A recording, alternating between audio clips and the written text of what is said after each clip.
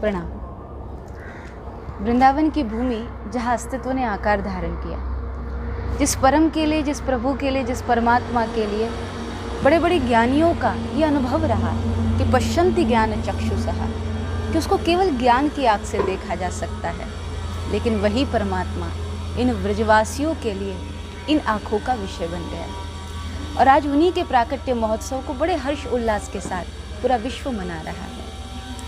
भगवान श्री कृष्ण एक ओर से मुरलीधर है तो दूसरी तरफ से चक्रधर, एक तरफ बनवारी है तो दूसरी तरफ गिरधारी, एक और माखन चुराने वाले हैं तो दूसरी तरफ पूरी सृष्टि को खिलाने वाले हैं। कभी राधा रमण तो कभी रुक्मिणी हरण करने वाले हैं, कभी शांति दूत तो कभी क्रांति दूत, कभी यशोदा तो कभी माँ देवकी के पूत, कभी युद्ध छोड़ करके भागने का कृत्य तो कभी सहस्त्रफन नाग के मस्तक पर नृत्य।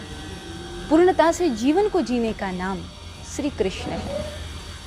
अन्याय, अनीति, अत्याचार से लड़ना भगवान श्री कृष्ण के जीवन से हम सीखें। आदमी सबका विरोध कर सकता है, बस दो जगह पे विरोध नहीं कर सकता। एक, जब विरोध अपनों का करना पड़े, और दूसरा, जब विरोध अपने से सामर्थ्यवान का करना पड़े। लेकिन भगवान श्री कृष्ण के जीवन को आप देखें तो उन्होंने सबसे अधिक विरोध किया है तो अपनों का और अपने से सामर्थ्यवान का, शक्तिवान का। 7 वर्ष की आयु में उन्होंने इंद्र को चुनौती दे डाली, तो जब अपने ही कुल के लोग कुमार्ग पर चलने के लिए तैयार हुए तो बिना संकोच के भगवान ने उनका भी त्याग कर दिया। अतः अन्याय, अनीति और अत्याचार का विरोध ही भगवान श्री कृष्ण के भक्त होने का प्रमाण है, प्रतीक है। इसलिए विरोध करना पड़ेगा, भले फिर वो अपना हो या अपने से सशक्त हो, सामर्थ्यवान हो। भगवान श्री कृष्ण पूरे विश्व को जीवन जीने की कला सिखाने वाले लाइफ मैनेजमेंट गुरु भगवान श्री कृष्ण है।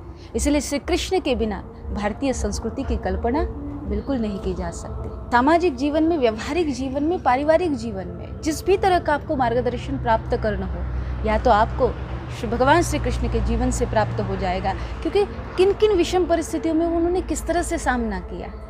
इतनी कठिनाइयाँ जीवन में होने के बाद भी कृष्ण के चेहरे की मुस्कुराहट कभी कम नहीं हुई। आप किसी भी मंदिर में चले जाओ, भगवान के किसी भी श्री विग्रह को आप देखें, आपको उनका चेहरा मुस्कुराता हुआ ही नजर आएगा। जिसका जन्म ही जेल में हुआ हो, उसके जीवन में मुश्किलें क्या कम होगी?